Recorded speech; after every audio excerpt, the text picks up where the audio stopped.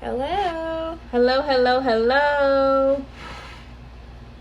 Instagram, good afternoon, good evening. I never know if you're supposed to say afternoon or evening around this time of day. Is it evening now? Good evening. Good evening. Okay. Good evening. We're going to allow just a few minutes for people to come in, probably just a couple. Welcome. Hi, Miss Myra. Hello. Feel free to come on in. Let me know how your day, or let us know how your day is going. Happy Monday.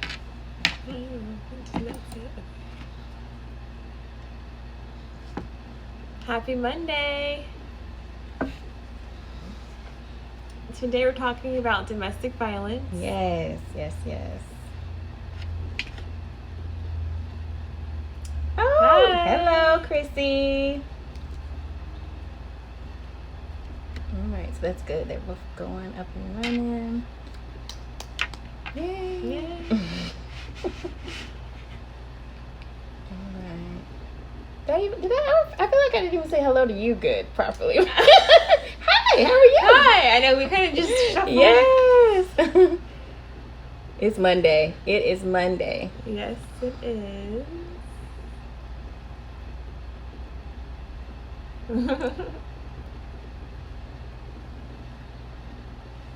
All right, so maybe like one more minute to allow a few more people to come on in. We don't want to leave anyone behind. Let us know. Our faithful follower. Hello, Kadeem. He has not missed one yet. Monday Fun Day. There you go. Our faithful follower. Yes. Ever so faithful. We got a little guest host today. Yes, so keep us near the cross.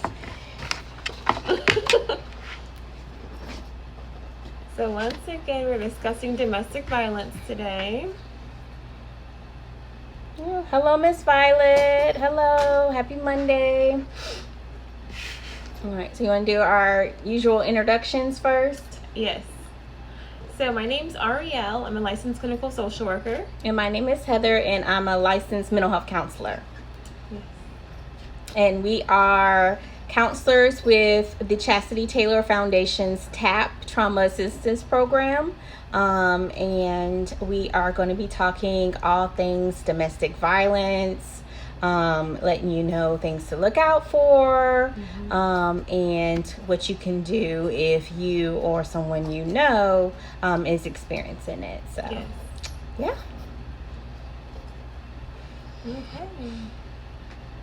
We can kind of get started. And y'all know how we roll. If you have any questions, please feel free, jump in, ask them. We don't mind. And we'll also have an official question and answering session at the end if you wanted to wait. But we don't mind if you want to jump in at any time and ask a question.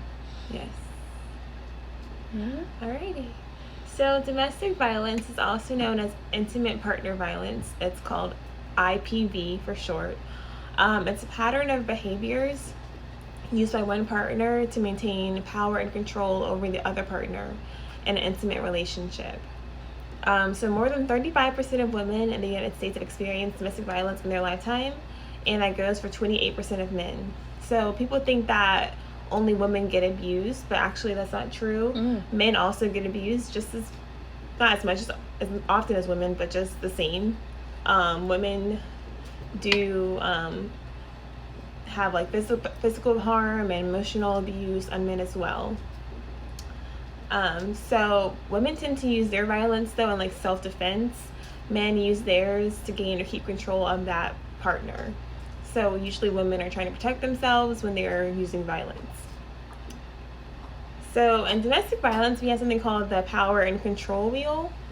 So in this wheel, these are just things that men or women use to kind of maintain control over their partner. So one example is using coercions and threats. So that could be like threatening to leave, threatening to commit suicide, which is actually pretty common. I think people say that they're going to like kill themselves. Oh yes, definitely. Like if you leave me, I'll kill myself, something like that.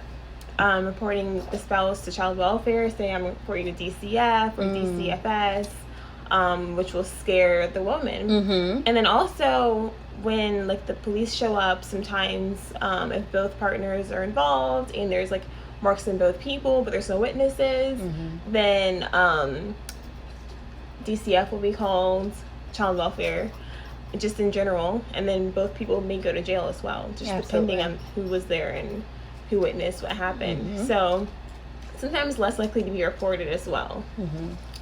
Another power and control wheel section is intimidation. So this can be like smashing things, destroying property, displaying weapons to show that you have like the upper hand over someone, just using looks, actions, gestures, just kind of intimidating your partner, and kind of trying to scare them into like submitting to you almost, or being under your control and under your power. Definitely. So they also use like emotional abuse. This can be like name calling, humiliating someone, making the partner feel guilty about themselves or feeling bad about what happened with that abuse. Also economic abuse, so like withholding credit cards, not sharing financial information. I think this is the most, like, people don't really consider that abuse or realize that that's abuse. The economic one, I think, goes under the radar the most out of all of them. Yes, sometimes they will like just give their partner an allowance, so you can spend this much money per month and you can't spend this money, this is my money, or whatever the case may be. Keeping them from getting a job, telling them you can't work this part-time job that you want to work. They'll get extra income, which you'll see later can help that someone like leave a relationship if they have their own money. That's a really big part of being able to leave someone, and having your own stuff. Also, partners will like use male privilege if they're male. So that means making all the big decisions, acting like the master, just defining roles in the household. So that could be like male or female roles. So yeah, that's a really big one as well. Using children. So like I said earlier, threatening to call DCF or take kids away, or just like even like apply for like 50-50 or custody of the child or children in the home. Using kids to relay messages, so that can be like talking through your kid, so telling your kid to tell your mom what I said, so it's kind of like withholding like that communication between you and the partner. So yeah, those are some really big ways that people can try to maintain power and control. The last one would be like minimizing what's happening. So like, oh, that wasn't a big deal what I did to you, or like I just like scratched you one time, like, or like, oh, you know, that hurt you, like, oh, we should have did what you did. Definitely. Just things like that, like minimizing like how you feel about what happened, and then also just isolating you from your family, your friends, coworkers, whoever. Limiting just outside involvement, so you don't want to hang out with anyone or see people who you can trust. Making it so that you and them are the only people that like you talk to. Definitely. I think sometimes even to take that a step further, they'll purposely act out in social situations to make you feel like, okay, I already know how they're going to act or behave, so I just don't even want to bother no more. So definitely. Definitely. What are some good boundaries, Heather, do you think? Boundaries, the best way is to establish them in the beginning. With people who are truly abusive, who truly do some of the things that you just mentioned, if you give them an inch type situation in the beginning, they're going to take that mile, as the saying would go. And some of the things that you want to do in the very beginning to set healthy boundaries, first of all, you need to know what your boundaries are. I think a lot of people kind of go into situations and go with the flow. You want to people please, you over compromise in the beginning, but as you're single, and then even while you're in the relationship, it's never too late to recreate boundaries. You want to know what your boundaries are, know your limits, know your values. So what are you things that you value, your hard-pressed things that you ethically believe in, the things that you say, no, there are not things that I want to do or ways that I want to conduct myself. Listening to your emotions, that gut instinct that a lot of people talk about, is very important to rely on. Boundaries is a lot about having good self-respect for yourself, self-worth, but then also respecting the boundaries and the feelings of others. And then being assertive, because you can't expect for no one to respect you and respect your boundaries if you're not standing hard pressed on them. So use good body language. Don't say you want something, but then your body says something else. Be respectful in what you're asking. Plan ahead the conversation. This shouldn't be something that just casually happens. It needs to be a very intense, purposeful conversation, and making sure that you are very clear. I can't stress it enough. Like, you can't expect for people to know how to treat you. One, if you don't treat yourself a certain way, but then also if you can't articulate what it is that you want from them. Yes. Yeah. And so with abuse, there's cycles of abuse. So typically in a relationship or intimate relationship, there's 3 different cycles. So you have the tension building phase. That's when you're walking on the eggshells around your abuser. It can last for hours, minutes, days, weeks, months. Yes. It can just happen, last for however long, really. Definitely. There's like usually an abusive incident that occurs after this. So, but the tension building phase is just when you're kind of like holding your breath around that person, or not really knowing when they're going to break or like explode. Kind of like a levee, like breaking, or like, oh yes, kind of like that. Metaphor, but a volcano erupting. Yeah. So it can probably be pretty awkward, or like to be that person who's like just kind of watching the abuser, do the silent treatment, or like watching like lash out at you like here and there a little bit, but not really lash out, but just kind of like those little eggshell things. But the next thing that would happen from that would be like the abusive incident. So that happens when tension finally breaks. The abuser finally lashes out fully at the victim, and the abuser may hit the victim. They may try to rape them, or they may actually rape them. It's not just physical abuse when that happens. So after this happens, typically there's like the honeymoon phase. So the abuser may apologize, promise to change their ways, buy them gifts, be extra affectionate, and just do things to try to make up for the abuse. Even though you can't make up for the abuse. No, you can't.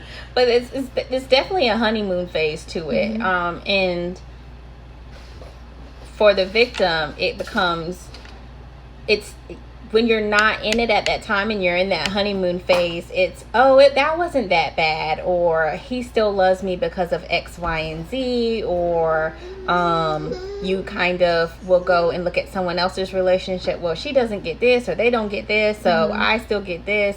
It's a lot of excusing away the behaviors, definitely. Yes, and unfortunately, not all relationships have the honeymoon phase. Some of them just have those eggshell phase, and then like the incident phase. Some of them don't even have like a phase where the abuser is like kind or tries to make up, because I guess they just may not care to do that. So some people don't have that phase happen in their relationship, but it's just really important to note. Definitely. So some abusers, most of them are narcissistic. Definitely. So what are some? So with narcissism, and I know most people have heard of someone being narcissistic. And when you think about someone who is narcissistic, the easiest way to think about this person is they're very, very self-centered. They think about themselves. They think very, very highly of themselves. They are the best. They can do no wrong. And whenever someone challenges them on that, that's when there's problems. So these people have difficulty maintaining relationships. They have difficulty maintaining even jobs, because they know more than the boss. They know more than the CEO. And they struggle with following rules. and understanding why the rule is in place and how it applies to them, because they should be making their own rules. So there's different kinds of narcissists, and sometimes I think people get kind of confused when we start talking about the different kinds. The easiest way I think and have found to explain it is it's kind of like a continuum, a range. And so you might have someone that just might have, really high self-esteem. They necessarily won't fall into the narcissistic category. But then you have the other range, the other side of the range, where this person has, you can't tell them nothing, like I said, difficulties holding down jobs, very, very inflated sense of self, where the other person outside looking in is like, okay, you really don't have ground to stand on to feel so highly of yourself. And then also the ability to, the lack of ability to be, to empathize. Our little mascot today is working hard to empathize. So that's pretty much, if you want just one sole key thing to zoom in on, it would be, if something happens, does this person have the ability to show empathy? And if they can't, then you're dealing with someone who potentially could be narcissistic, or at least falls on that range. And y'all definitely ask questions if you have any questions in the comment section while we're talking. We'll be really happy to answer any questions that you may have as well.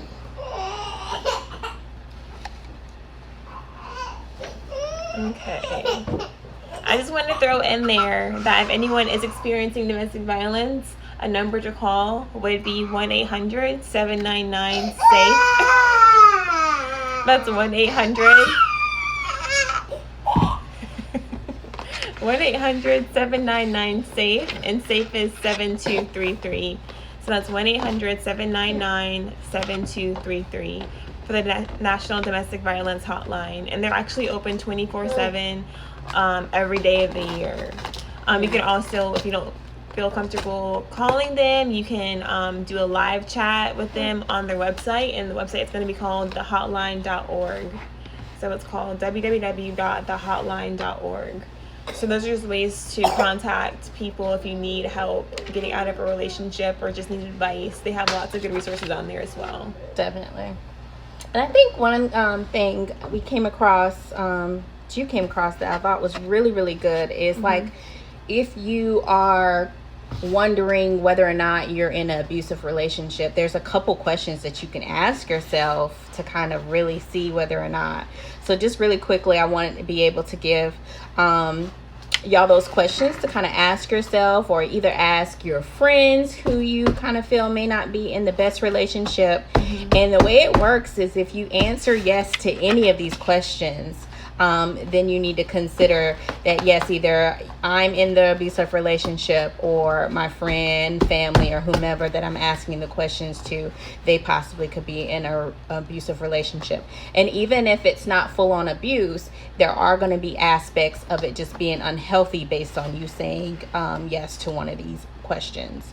So the questions are, does the partner get space needed to be healthy as individuals? So I know a lot of times, especially in the beginning of relationships, people want to be right up under each other. You're not hanging out with your friends, your family, or whatever. So that's kind of different, because you just want to be wrapped up in each other's arms. That's like normal. Yeah, that's normal. What's not normal is, say my partner comes to me and says, I don't want you hanging out with this person, and they can't give me any rational reason of why they don't want me around this person, other than they just don't want me out the house, or they feel like, when I go out, and they don't like the things that I do with that particular friend. Whatever the reason is, anytime you have someone infringing on your relationships, that's a concern. So that would be a red flag, definitely.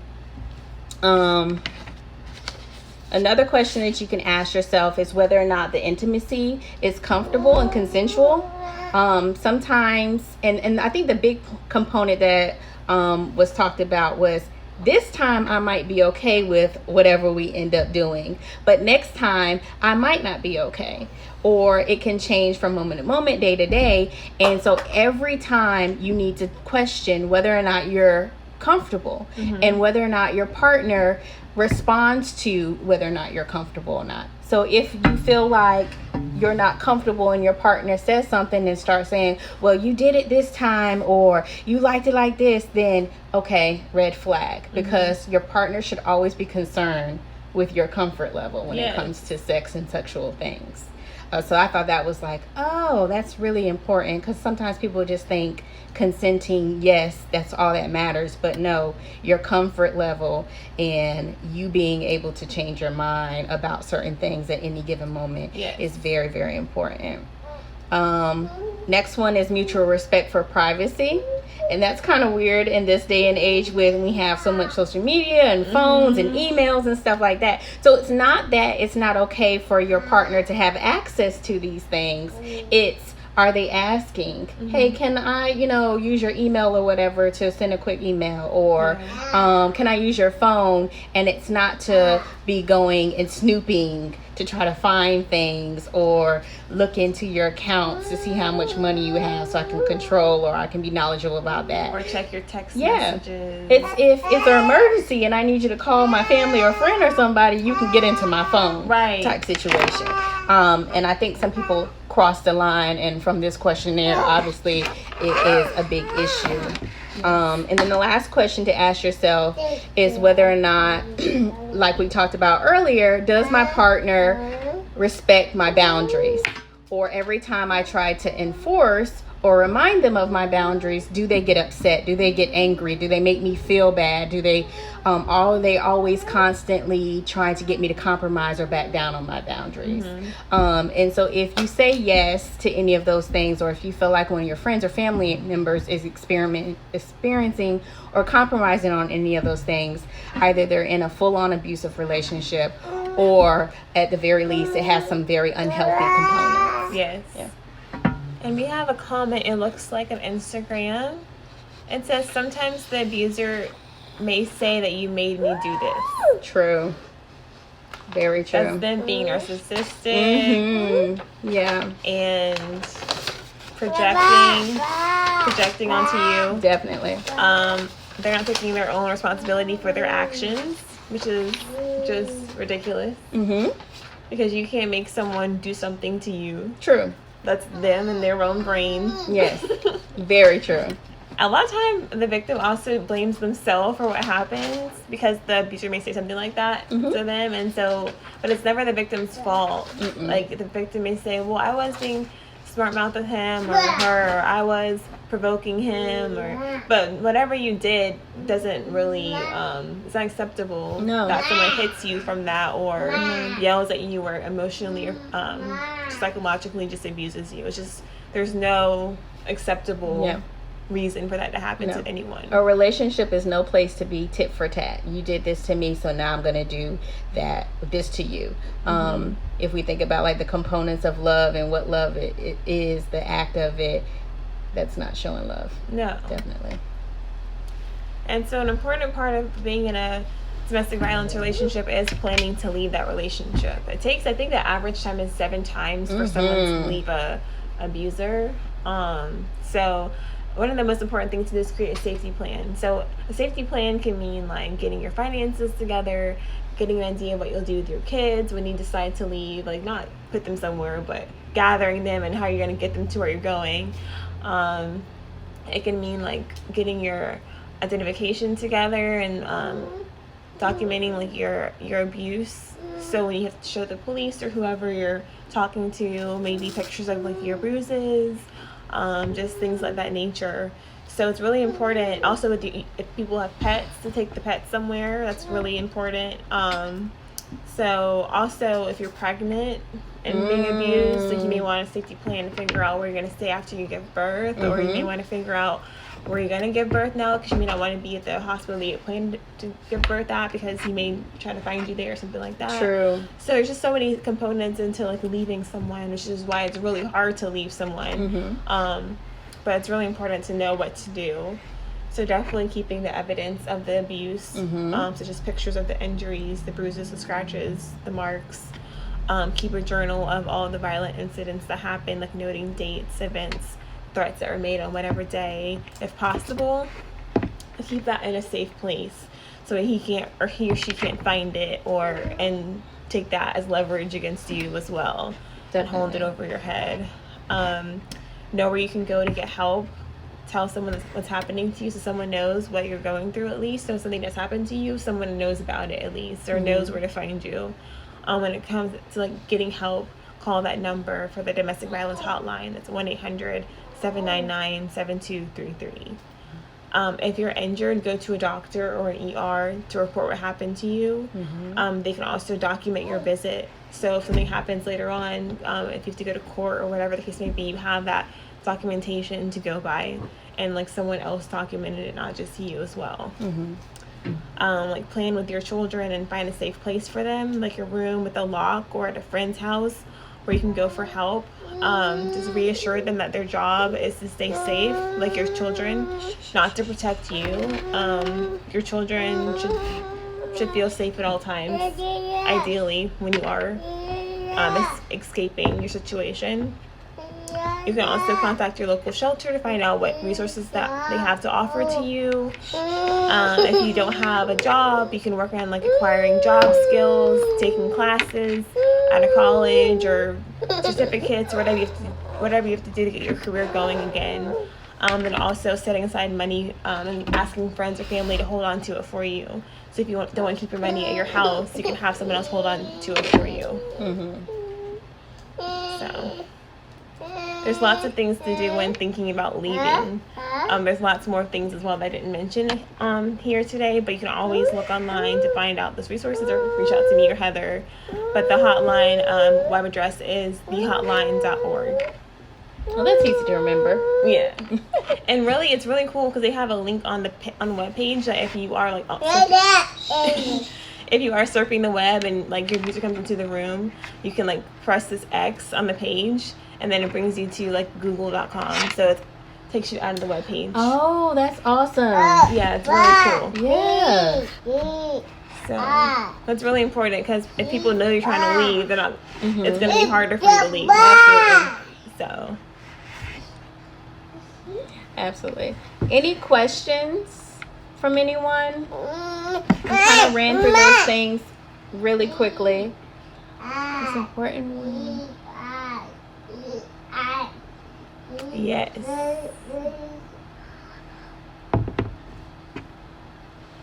Okay, so I'm going to read it out loud because it's actually a really good statement. It's important when helping someone in a violent relationship who is considering getting out to create a safe, non-judgmental environment for that person. Absolutely correct. So if you are a family member or a friend, know that them leaving or even... I'm so sorry. Know that them leaving or considering leaving is not something that they're taking lightly. Even if it takes them a few tries to get out completely, it's a lot. And it's not just as easy as some people make it out to seem. The emotional toll that happens in the domestic violence, that whole cycle, it's very, very strong. And so people sometimes like, why she won't just leave him, or why he won't leave her, because of the bond that is built with that cycle. It is, I can't say it any other way. It's just really strong, and it's difficult to break. And when you think that someone loves you, you think that's what love is. It's really hard for someone to leave that. Yeah. And it's scary sometimes, because a lot of times people in this situation don't have that financial cushion or support. Depending on how long this happened, they may have been out of the workforce for quite some time. So it's, this person take care of me. They have a roof over my head. How am I supposed to do that on my own? And so that can be very difficult itself. And they also tell that to you too, like, you can't do this on your own, like you can't do this without me.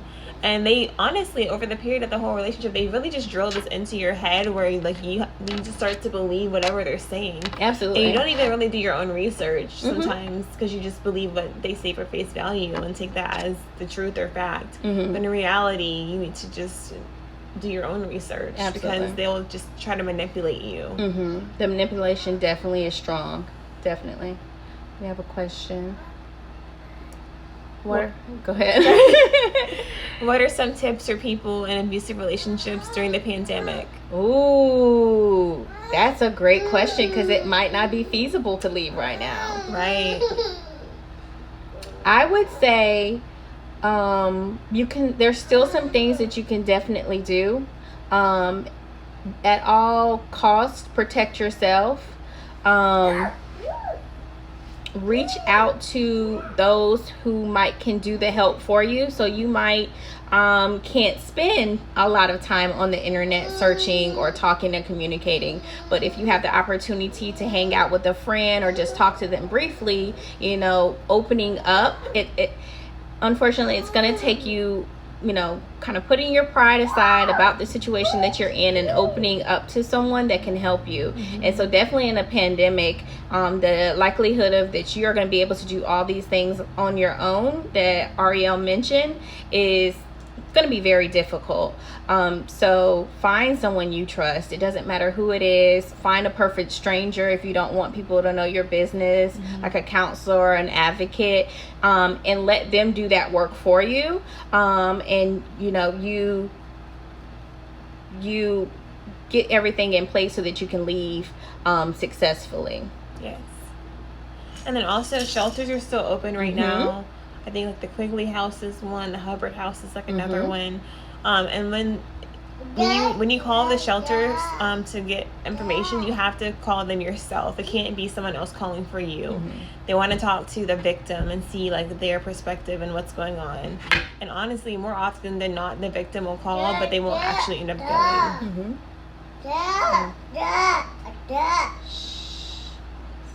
Are there any other questions?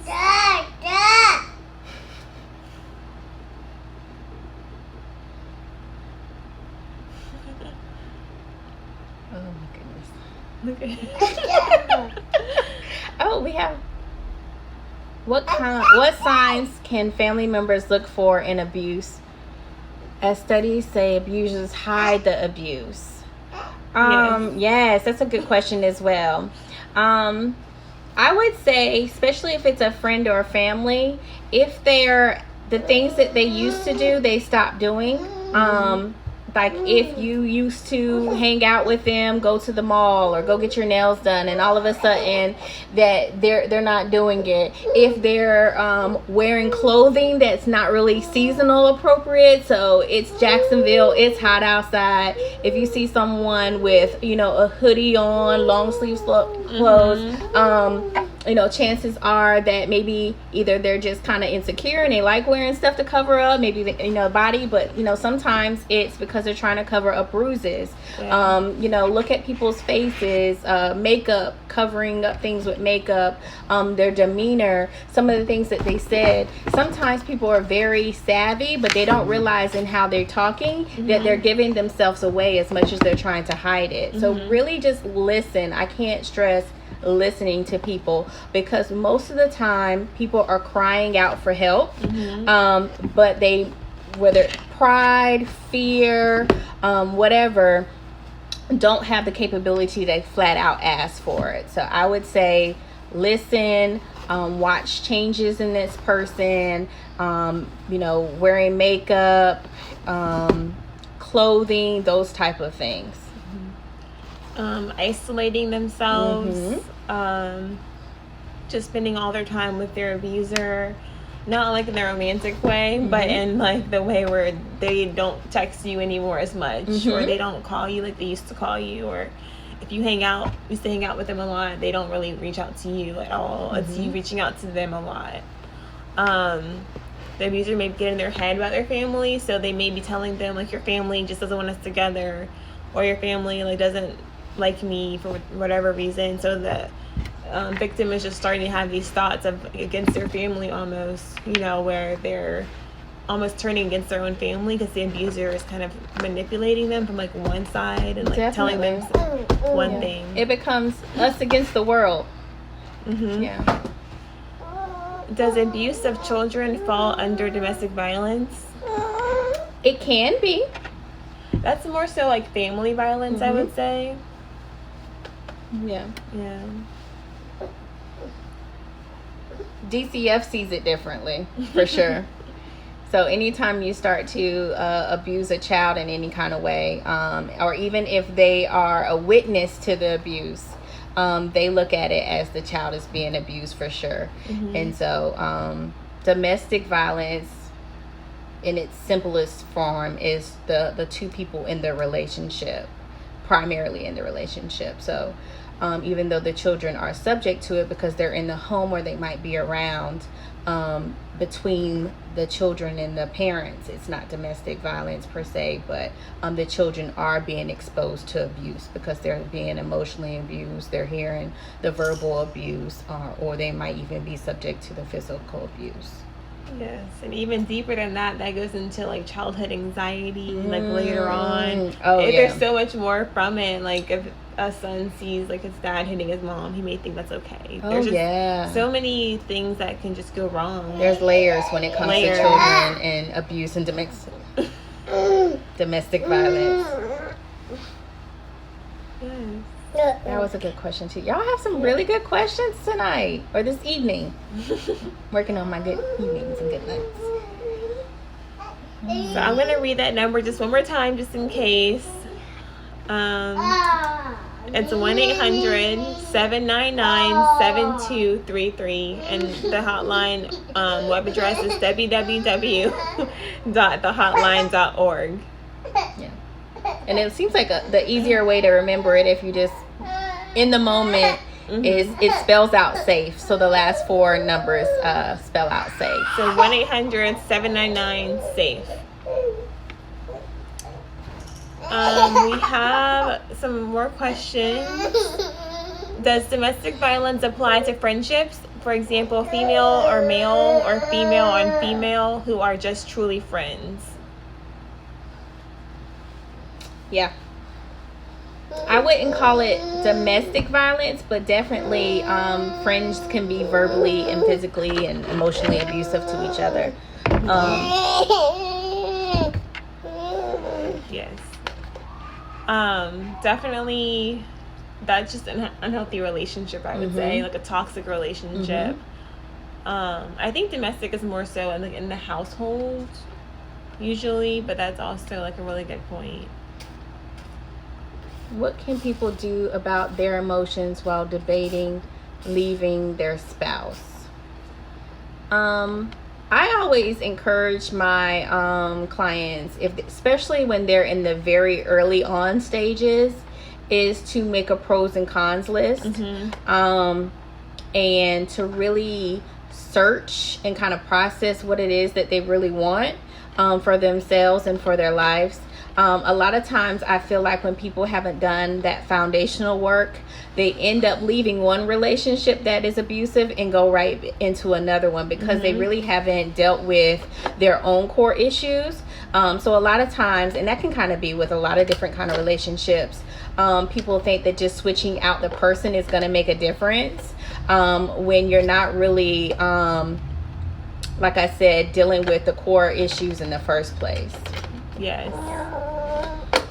And also just talk to a counselor too, or like a third party, someone who's unbiased, who may not be a friend or family member who's going to tell you, oh, leave them. You know, someone who's unbiased who will listen to you and like listen to both of your sides, but also guide you in the right direction too. That's a perfect, it's probably, I always tell people, don't tell anyone until you are in a position to where you want to start thinking as far as friends and family. By all means, get a counselor, get someone, a pastor, whatever, because what happens is when you choose to stay, and let's say that person makes major changes, it's hard for the family and friends to bounce back from the hurt that this person has caused you. And that's not necessarily only for domestic violence, but maybe for like someone who has cheated, you know, just disrespected you in a way. You call up your homegirl, your friend, family, let me tell you what this joker did. And then 2 days later,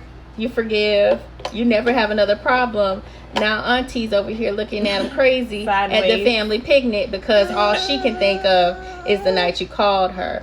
So definitely reach out for help, but be careful whom you reach out to help for, I guess would be my biggest thing. Yes.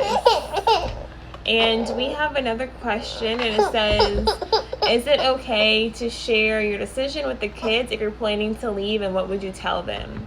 Oh, that's a really good question too. I would say take a pause.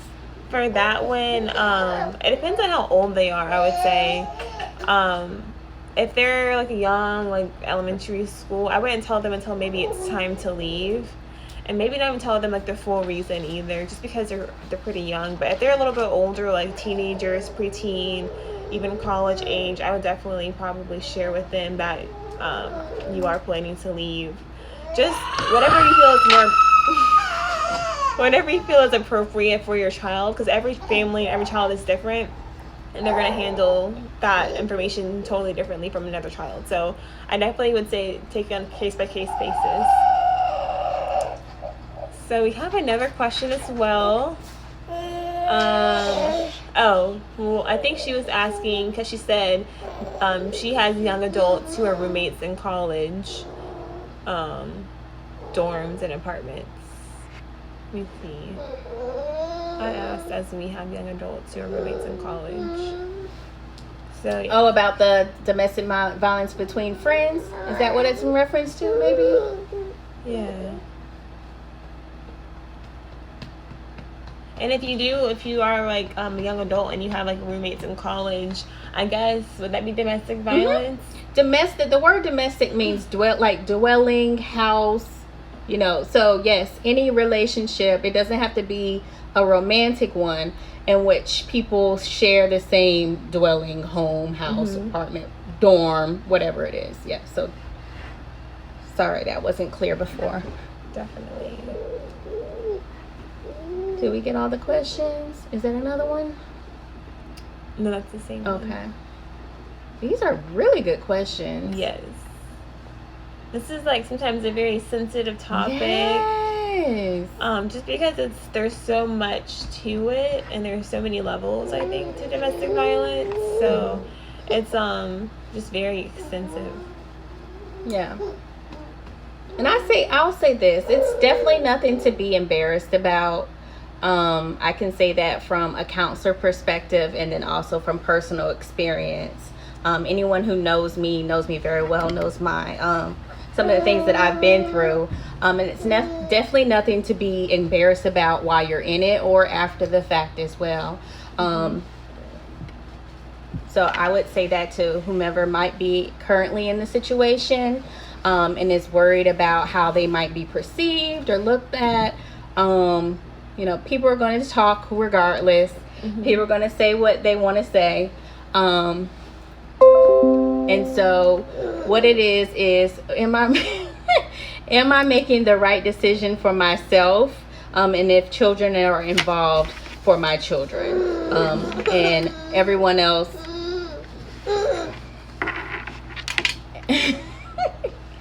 Everyone else really can't be of concern to you at that point. It's your life. You're the one that has to live it. So I would say definitely, if you're not wanting to leave or you're making any decisions based on what someone might say or do, try your best to fight against those thoughts and feelings, and really process, like I said, and think about what is going to be best for yourself and your child. And also, if you have like a friend who's battling domestic violence, all you can really do is be there for them. You can talk to them about what they're going through and try to offer advice and support, but at the end of the day, it's going to be their decision to stay or to leave. And sometimes friends can also get burned out from trying to tell someone to leave, or like if they know they're not safe. So it's just really important to like know your limitations and just kind of know how that person's going to react. And actually, like, for anyone who's a victim, it's just going to be up to them to leave and make that final decision themselves. Definitely. What if the spouse won't let you take the children? Ooh, that's a good question. That's a tough one, because it's very, very situationally based. It's different if you have a small child versus a teenager who might be able to make their own choice about whether or not they want to stay and continue living with that whoever the person is who's being abusive in the home. I hate to even try to attempt to answer that without knowing like a specific case, but I would just say in general, that might take, really working with the advocate at a shelter or at a agency to help you through the process of filing the paperwork and getting things in place so that you have the legal right to have the children. And unfortunately, it might mean, because things are not in place, that either the children are going to have to reside in the shelter with you. It might be, I've heard stories and know women who made the decision to leave the children behind, and then they went back for them. And it's some women who had, I don't want to say this, they didn't have an issue with the person being a good mother or a good father, and the abuse was strictly isolated to them. And so because of the position that they were in and leaving the home, they felt like, okay, they're fine with that person, and went on and lived their life. And the abuser actually continued to be the primary caregiver to the children, because what the abuse that was happening was strictly to only the partner. So that question is a very, very good question, but it's very situationally based. So we have another question about sharing resources as far as people that need help. So safe houses or legal assistance. So if you go to womenslaw.org, they have state-by-state legal information available. I'm sure that works for maybe men as well. I hope so. But it's called womenslaw.org.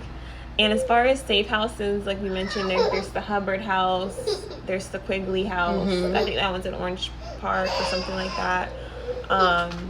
Or I think that's what the donation center is, but I think they're associated with like different counties. So yes.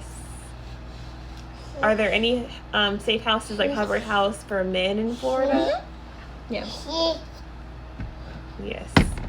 There are, but the whole thing about it being a safe house is that we don't know where they're at, and where they're located at. But they're definitely places for men. If you go to a women's shelter, you won't find men there. And so men have their own designated either area, depending on the agency where they go on their property, or they have an actual facility or home that are strictly for men.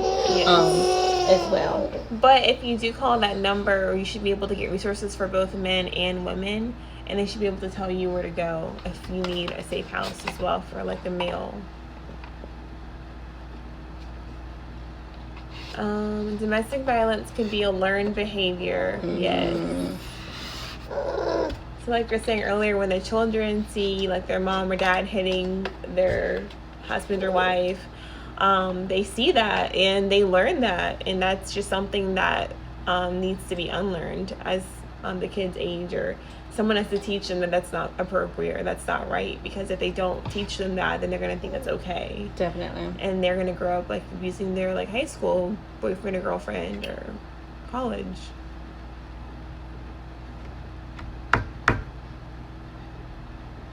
Any other questions?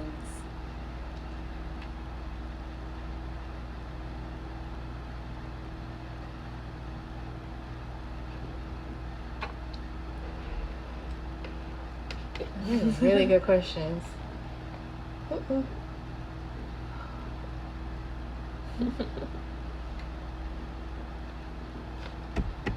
Will it let us type in the number? Yeah, we can type in a number in the comment section. We'll put it on Facebook and Instagram of the National Domestic Violence Abuse Hotline.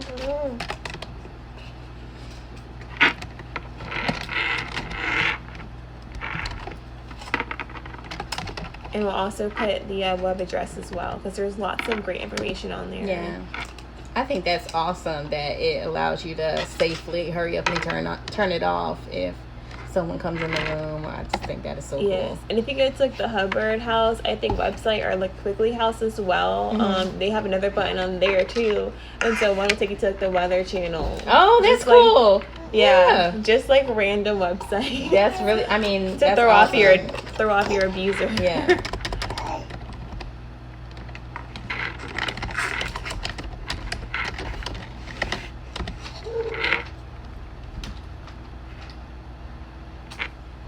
So I'll put it on Instagram too.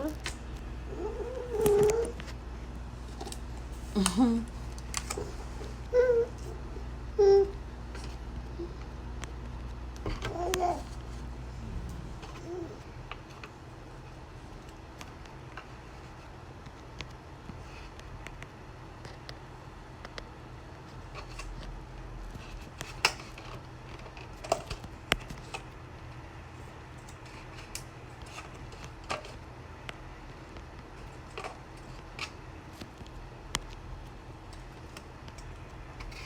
While Ariel's doing that, I just want to encourage everyone, if you can, please, please, please share, like, subscribe. We do have a YouTube channel. We have Facebook, Instagram, Twitter. So please, if you are not already subscribed and liking all of those things, please go like, share, like I said. If you know anyone who might need to hear this, or you suspect that they're in an abusive or domestic violence relationship, this might be an opening door for them to hear something like this. So please share. We have Try to type something. Oh, we're still there. Okay. I'm trying to think, is there anything else? We have a lot of good events coming up as far as the Chastity Taylor Foundation, so please check us out on Facebook for our events to come. We have some really good things in the works. A couple of lives that are scheduled for you to meet with the board members, and then also our big, huge annual November event. So just because it's a pandemic, y'all know we love to party, and this is not going to stop us. So be on the lookout as to what we plan on doing for our November event this year. All right. So if there's not any questions, I hope everyone has a really, really good evening. I got it right. And we will see you next month. Please feel free to reach out. We are available for counseling anytime. Call, text. All the numbers, all the information is on all of our social media. Oh, yeah, it works. Yeah. Cool. Am I missing anything? We do these once a month. Yes. So usually on Mondays around 6 p.m. So invite your friends to come next time and like and share. Mm-hmm. And next month is gun violence. So if you have anyone who has experienced it, or just want to learn anything about it, by all means, come hang out, have fun with us. Mm-hmm. Yeah. If you guys have any questions after the video, or have anything that you think of, we can always answer them in the next video too. So if you have any things that come up like later in your head, just let us know. Message us or reach out, and we can also address them in the next video.